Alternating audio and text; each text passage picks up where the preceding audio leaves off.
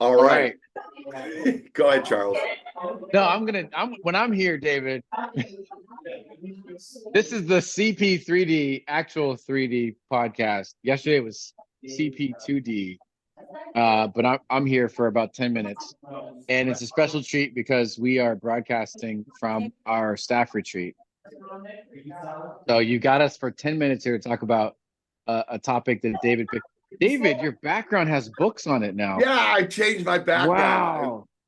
I'm working because I'm in my room. I'm not feeling great, so I'm listening to the Zoom call earlier this morning because we have this retreat going on, everybody, and I'm joining it virtually. And so I just started reorganizing things. Yes, that's good. I'm so glad that you're reading books again.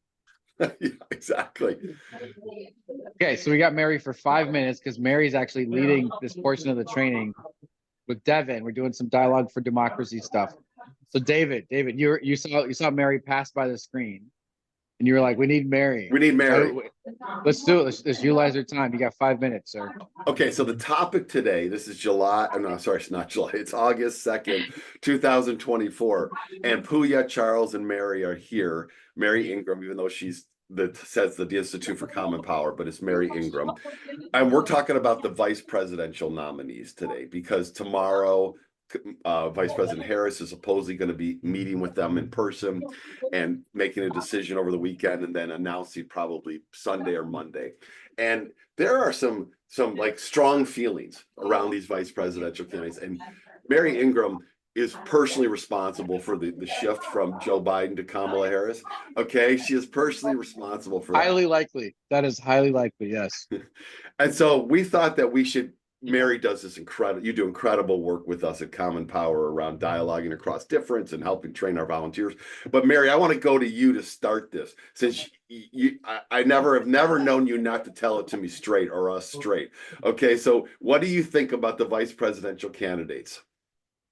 What do I think? I think, well, first of all, for a while there, my top was Tim Walz. Partly because he kind of came out of nowhere and it has that, Wait, Mary, you were an early Tim Walzer? Well, I was an early Gretchen Whitmer, but now okay. All right. For me, the ticket was before Biden actually stepped down. And you know this, Charles, my ticket was Kamala and Gretchen Whitmer, and I still think if they put those two up that we would slay. I would really be fired up for that, yes. And I think that it would be an incredibly bold and courageous ticket to go out with, but something in me sort of more strategically has decided that that's not going to happen. And I kind of liked Walz there for Walz. Walz? Is that how he says his name? I kind of liked him. Walz. It's more like walls, not walls. Okay. I mean, I love the Minnesota vibe. Not waltz like the dance? No? Yeah. And I love that she's sort of like country fair, kind of, like tell it to me straight. But more and more, I think I'm on Josh Shapiro. Oh, wow. Okay. How about you? No, wait, no, we're not. You only have a few minutes. We're staying with you. Why? Why are you on Shapiro? Well, I think he brings the youth piece because even though he's not that much younger than Walz, I think he looks younger. I think he looks more, he has that kind of, first of all, we need Pennsylvania. And that's an obvious strategy. And if you're going to go safe, and if you feel like you've already, you don't need to expand into the rest of the country, which I'm not sure she really does. And you're just like, we just need to lock this in. Then I think you go with Shapiro and you take the chances on Gaza and Israel and some of the other stuff that's a little bit more contemporary issues. Okay, right. So I got to say that Shapiro's core #1 selling piece for Shapiro is it's Pennsylvania, and he's enormously popular in Pennsylvania. There's no way around that. Nobody delivers a swing state right now the way that Shapiro could help deliver Pennsylvania. Okay. Right. We need that blue wall. We need that blue wall. Pennsylvania, Michigan, Wisconsin. Okay. All right. We're gonna let Mary go and Yeah, get thanks, ready for Mary. her training here in Thank 5 you. minutes. Thanks, Mary. You go ahead and mute that. Can you mute that laptop there? Actually, can you turn it so it faces the rest of the room and give people a preview of everybody that's in that room over there? Well, it's nobody. It'll get It's filled. empty room. It'll get filled as we go, right? That's Yeah, perfect, Mary, okay. right there. Okay. Thank you. Puya, you need to participate in this training in Wait, a few minutes. Hold on. Tell us why not Josh Shapiro? Okay. She mentioned Gaza. What else, Puya? Yeah, so Josh Shapiro, there is that Gaza piece, but there's also some of his stances on around labor as well that has not been super popular. And lastly, which is a little bit something that I've heard more from people in PA when we had knocked on doors, is his stance on education, and his stance around public schooling versus charter schools. So there are some of these pieces where it could be like a turnoff for some of the younger voters and more progressive voters specifically. But at the same time, I feel like He's a charter school personally, guy. He's a pro charter yeah, school guy, right? Okay. yes. And so for me personally, I think because there's so much energy around Harris, I think it might be a good strategy to have somebody on the ticket that can balance it out a little bit. While I love Walz, and I think he would be a great choice of their progressive candidate on the ticket, I think could possibly turn up some of the more moderate voters. So I think he can balance the ticket out a little bit more actually with Shapiro. And Okay, so that obviously was a pro Pennsylvania. Waltz thing that you're saying there. Yeah, so Walz, I think, would boost the energy around the progressives, the younger voters, perhaps, with his whole weird, those words that he's throwing out, those interviews that he's giving. It's fueling that energy around the campaign quite a bit. I think Shapiro, his interviews, still great, a lot of energy, but they're much less, trendy, the language that even he's using. So I think in that sense, it could appeal to some of those moderate voters more. And over in Pennsylvania, between all of the 6 states that we really realistically have a chance and we got to compete in, has the most amount of electoral college votes, right?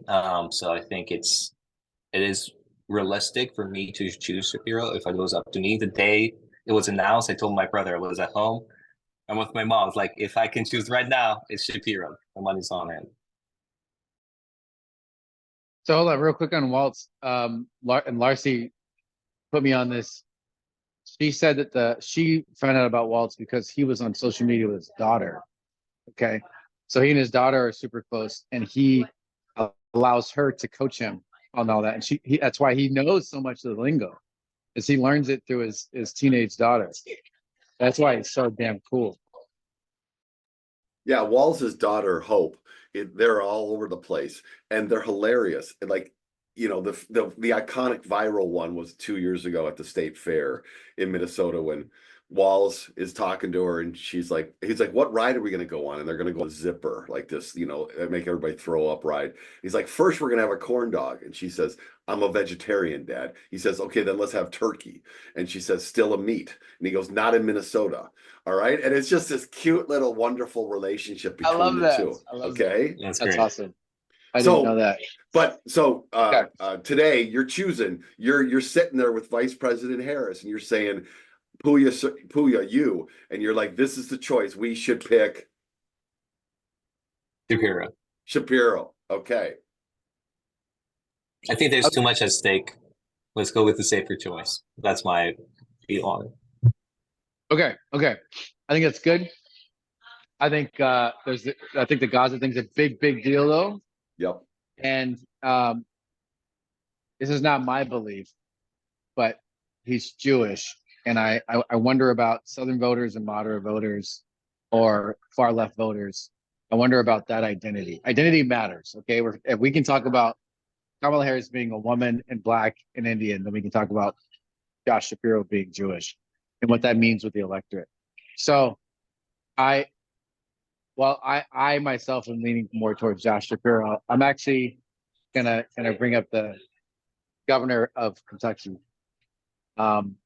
And that's probably yours. This is probably your favorite, David. I don't know. Andy Beshear. So he's somebody else who's really good in front of a camera. Okay. Because that if you're the vice president, you've got to play that attack dog role. You got to be able to say the things that the presidential candidate can't say. And in the era of social media, you've got to be fast. You've got to be, especially on the Kamala, on Kamala's campaign, you've got to be relevant. Your messaging has got to be tight. It's got to be simple. It's got to be super relevant with younger generations.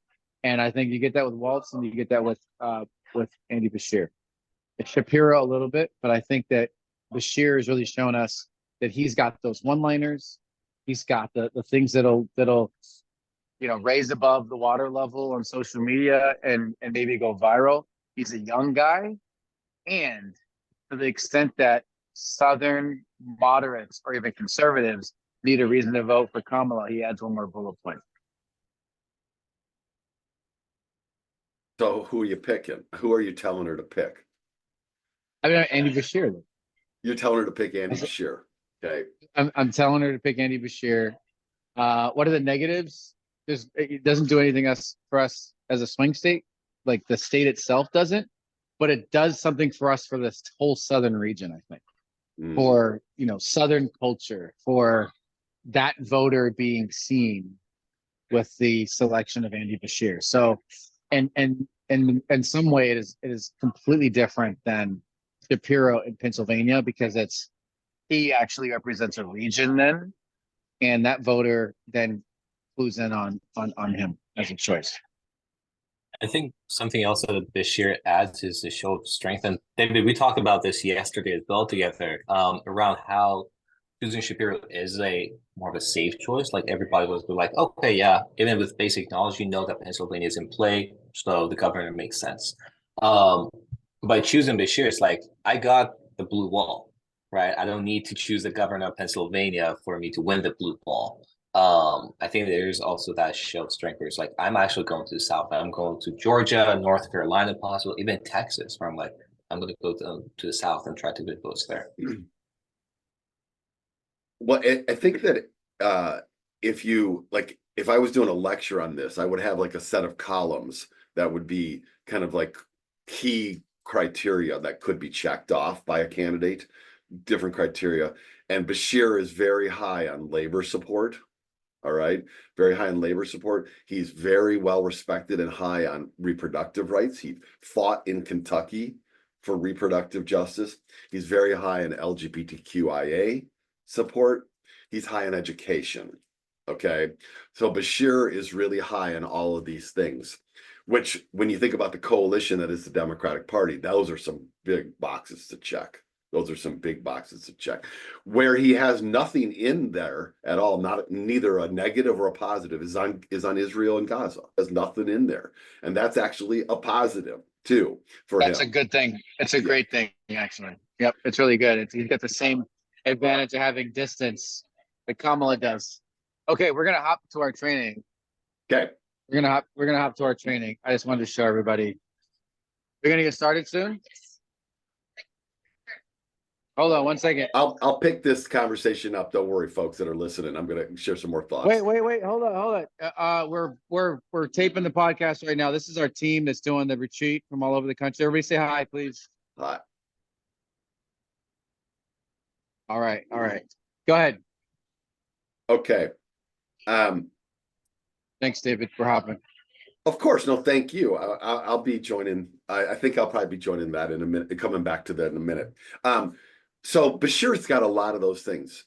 Other check marks, though, that are possibilities are, does he deliver a key state? No, he doesn't have that delivery. He doesn't deliver that.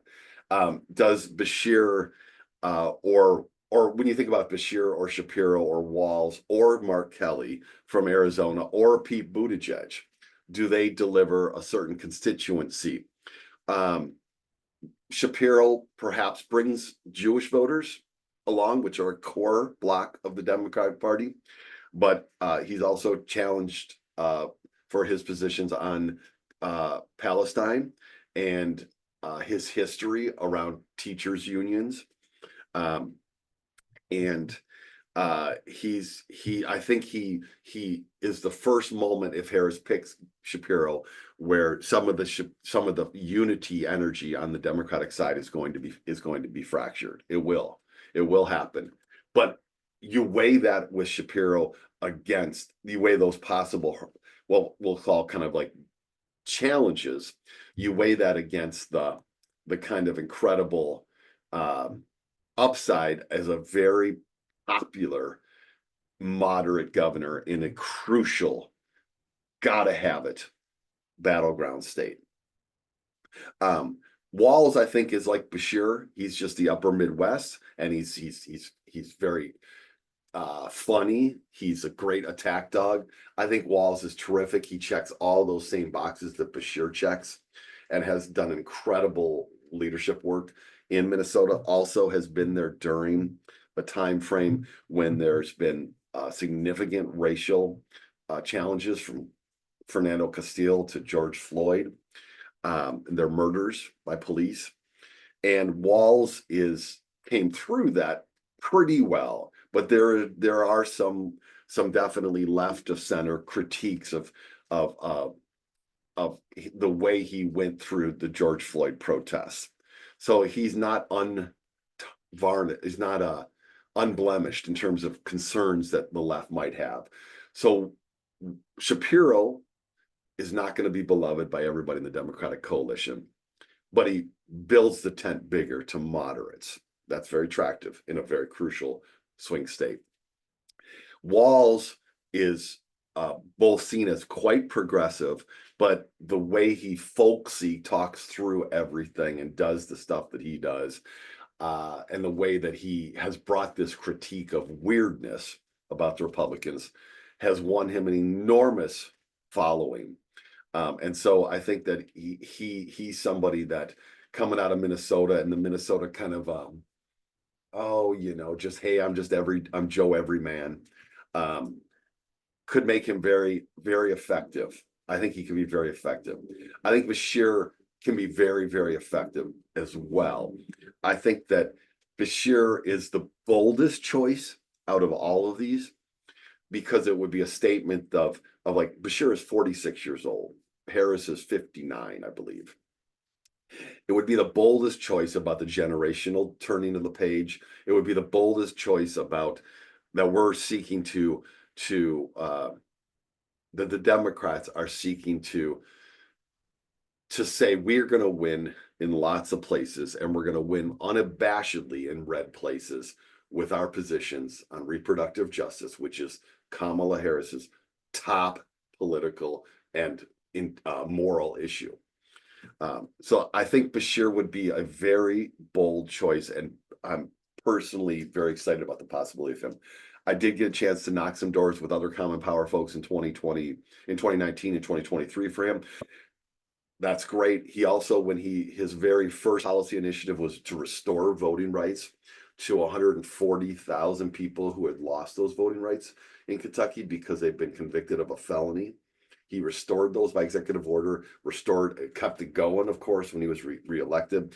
And that, for Common Power, is a grand slam in the big picture. So there's an awful lot about Beshear that, if I could pick Beshear, I'd pick him.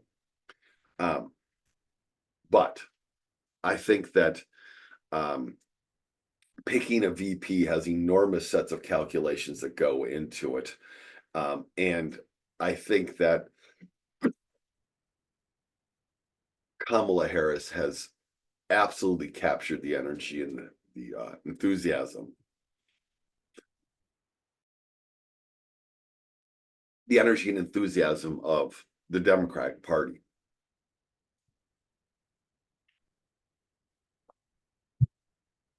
And she is not a hugely progressive candidate. She is moderate. She is Obama-like moderate.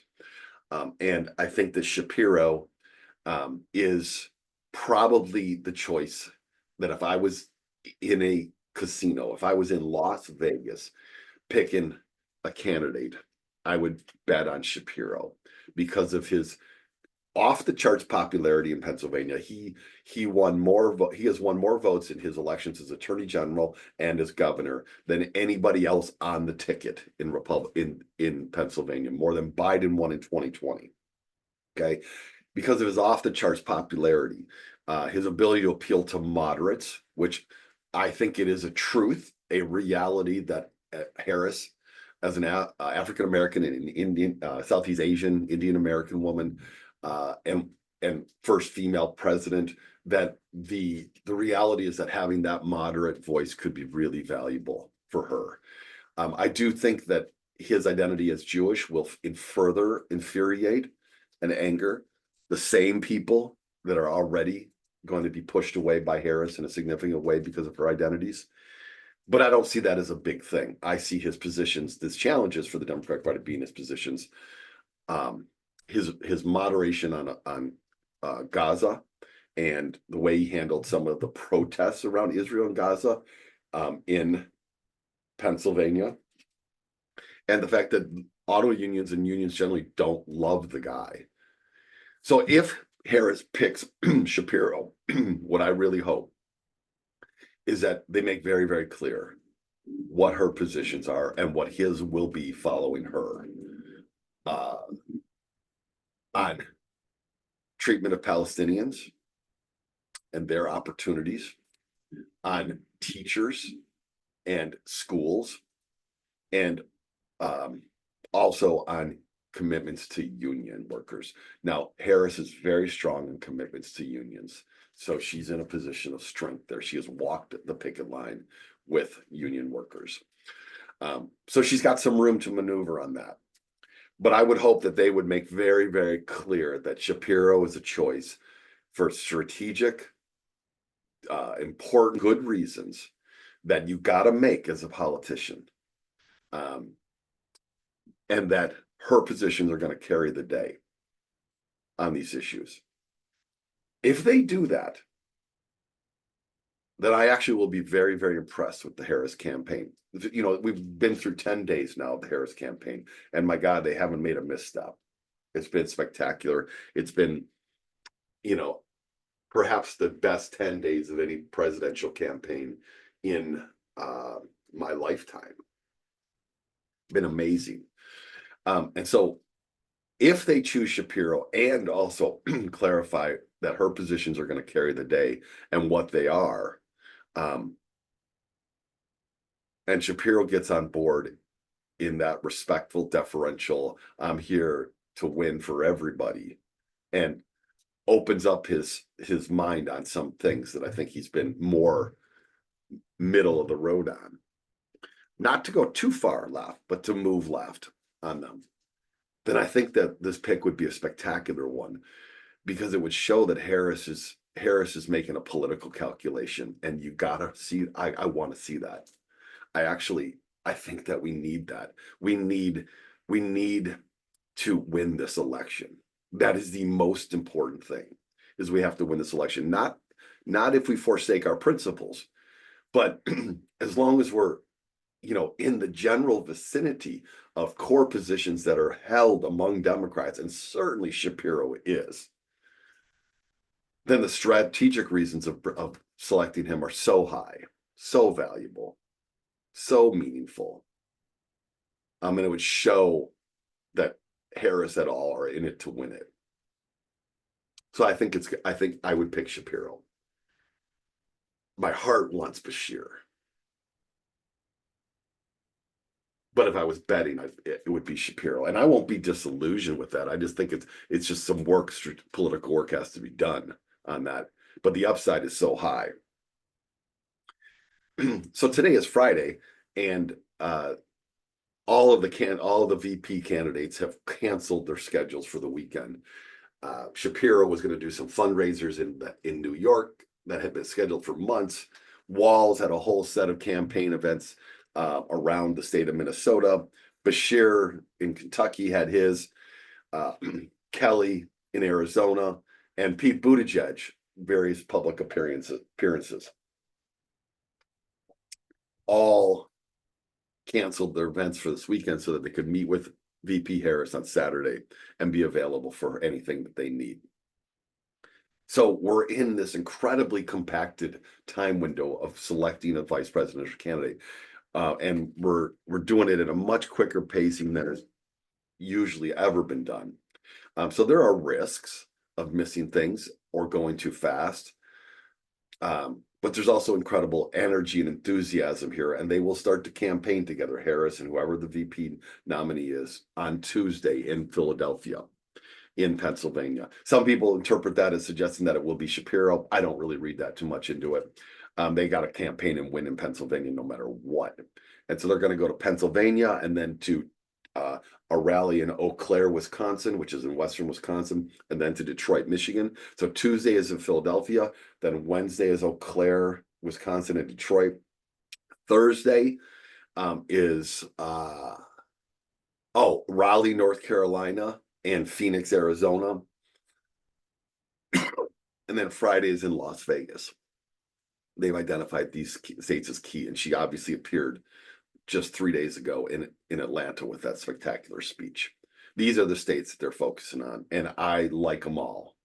I like them all. Those are the states that we got to win in. Those are the states that Common Power's in. So we're going to be seeing them on the trail in just a couple days.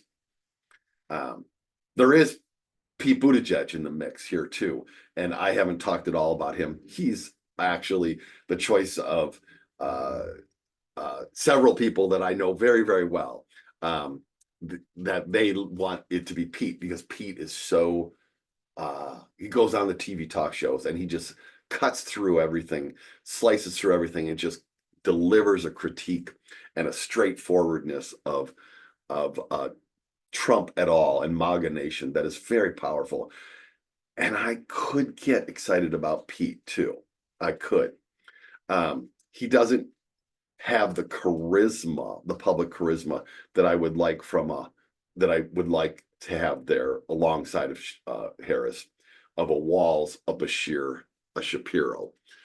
Kelly does not either. Mark Kelly does not. And I don't really want it to be Kelly personally because I don't want to give up that Senate seat in Arizona. Yes, the governor, the Katie Hobbs, Democratic governor, would get to a point. His replacement and that person would hold the seat, but there would be a special election in 2026. And I really don't even want to go there because right now Kelly has that seat and is not up for election again until 2028. So I think Kelly brings value, but he's got a few things in his past that are challenging. He's not beloved by labor unions. And also, I don't want to give up that Senate seat. So we'll come back. We'll pick this up. We'll talk about it when it gets chosen. But for all of you that, are mentally a gambler or literally are, I'm putting my money on Shapiro at this point in time. And but I could be very, very happy with Walz or with Beshear or with Walz. We'll see where we're at. We'll see. But we get to get a window into Vice President Harris's leadership style here. That's part of what's great about this is we get a window. Who does she choose and how do they present that person? We're going to get our first big window. Or no, I would say it's not the first one. The first big window into the strategy of Harris at all has been the way they've gone after Trump and his and JD Vance at all on the issue of weirdness. We've talked about that. That has been a major critique, and it has resonated. It has made it into the public and political zeitgeist. It is doing the job, and that is a strategic shift from the Biden emphasis on democracy. I don't think that Harris has moved anywhere away from Biden in terms of her commitment to democracy by any means, but it's a different messaging angle. That's a big strategic shift, and I think that's been very important. So this is the second one. It's a big moment to see who she picks. As a quick aside, I'll just note that this morning, the Harris campaign announced that they're bringing on David Plouffe, who was the campaign manager for Barack Obama in 2008, and the kind of strategic architect along with David Axelrod of the Obama campaign. They're bringing on Plouffe in a consultant role. And that, to me, suggests a kind of Shapiro-like choice. All right. Joe Biden was that kind of choice for Barack Obama, a very safe, broadened ticket, you know, wasn't beloved on all things by any means. Biden's got his skeletons in the closet around some of the things, his policies he's passed around policing in the 1990s, and his sitting as the Judiciary Committee chair when Clarence Thomas was nominated and then approved for the Supreme Court. Biden's got those issues. But Obama, in this cool kind of dispassionate way, just said this is the political choice to make. That to me further suggests that it might be Shapiro.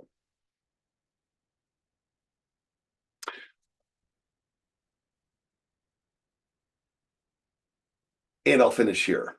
I'll say that the most important thing I believe is that whoever it is, whoever this vice president selects, that we get on board. That we get on board. This is not the moment to prefer X over Y when the differences between X and Y are not as meaningful as the person at the top of the ticket.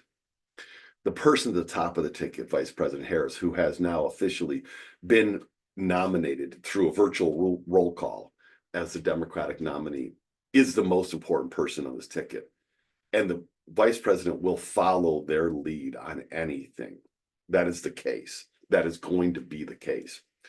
So I don't want us to be in a position at all of, kind of like just jabbing away and saying, oh, she should have done this, or why didn't she do that, or whatever. No, let's get on board, people. That's what we're doing here. We're getting on board. And it's an act of support, solidarity, and respect that we get on board. We can have our thoughts and our desires, but the mission of defeating Donald Trump is far larger than any of these differences among the vice presidential candidates. That's a hill I'm going to fight on and stand on, folks. All right. The vice president candidate is interesting and compelling and is a great thing to think about. But the most important person on this ticket is Vice President Kamala Harris. And she's leading the way. And whoever she chooses, I'm going to go the whole distance to getting on board. All right. That's what I'm asking you to do. This is not the time for us to be in the weeds discussing the pursuit of the perfect in our own minds. Okay. Let's go, folks. Let's go. Common Power moving forward. We got we have our in-person fieldwork launch Saturday night at the Mohai, Saturday afternoon, I should say, at the Museum of History and is it Inspiration or Innovation here in Seattle. I'll send that link to that to register for that. I'll send that in this email that I send out. This is the campaign is here, folks. It's time for us to devote our time and our treasure. Join us at that campaign kickoff for us. And then also join us Tuesday night for our Educators for Democracy event with Dr. Terry Ann Scott and myself and some of our teachers. All right, let's go, folks. Let's go.